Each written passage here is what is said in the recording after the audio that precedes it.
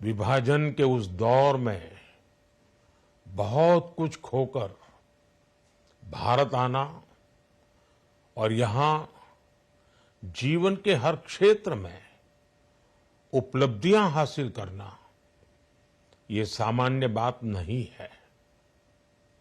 अभावों और संघर्षों से ऊपर उठकर कैसे ऊंचाइयों को हासिल किया जा सकता है, उनका जीवन ये सीख भावी पीढ़ी को देता रहेगा।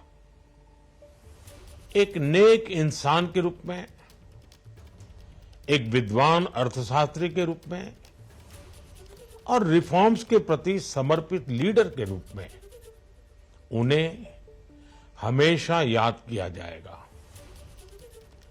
एक अर्थशास्त्री के रूप में उन्होंने अलग अलग स्तर पर भारत सरकार में अनेक सेवाएं दी। एक चुनौतीपूर्ण समय में उन्होंने रिजर्व बैंक के गवर्नर की भूमिका निभाई।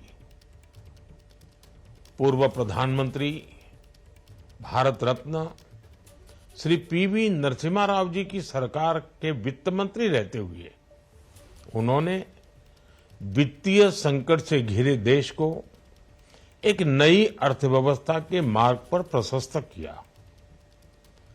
प्रधानमंत्री के रूप में देश के विकास में और प्रगति में उनके योगदान को हमेशा याद किया जाएगा।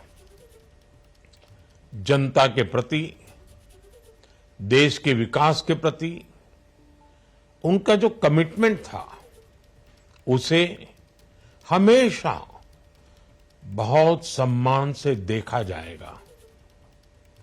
डॉक्टर मनमोहन सिंह जी का जीवन उनकी ईमानदारी और सादगी का प्रतिबिंब था।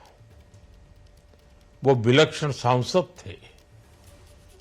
उनकी विनम्रता, सौम्यता और उनकी बौद्धिकता उनके संसदीय जीवन की पहचान बनी।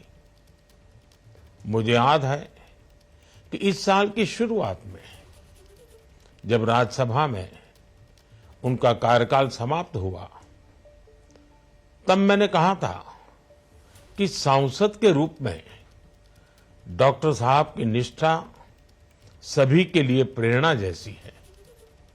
सत्र के समय अहम मौकों पर वो व्हीलचेयर पर बैठकर आते थे, अपना संसदीय दायित्व निभाते थे। दुनिया के प्रतिष्ठित संस्थानों की शिक्षा लेने और सरकार के अनेक शीर्ष पदों पर रहने के बाद भी वो अपनी सामान्य पृष्ठभूमि के मूल्यों को कभी भी नहीं भूले। दलगत राजनीति से ऊपर उठकर उन्होंने हमेशा हर दल के व्यक्ति से संपर्क रखा, सबके लिए सहज उपलब्ध रहे। जब मैं मुख्यमंत्री था तब डॉक्टर मनमोहन सिंह जी के साथ राष्ट्रीय और अंतर्राष्ट्रीय अनेक विषयों पर उनसे खुले मन से चर्चाएं होती थी। यहां दिल्ली आने के बाद भी मेरी उनसे समय समय पर बात होती थी, मुलाकात होती थी। मुझे उनसे हुई मुलाकातें, देश को लेकर हुई चर्चाएं हमेशा याद रहेगी। अभी जब उनका जन्मदिन था तब भी मैंने उनसे बात की थी। आज इस कठिन घड़ी में मैं उनके परिवार के प्रति अपनी संवेदनाएं व्यक्त करता हूं। मैं डॉक्टर मनमोहन सिंह जी को सभी देशवासियों की तरफ से श्रद्धांजलि अर्पित करता हूं।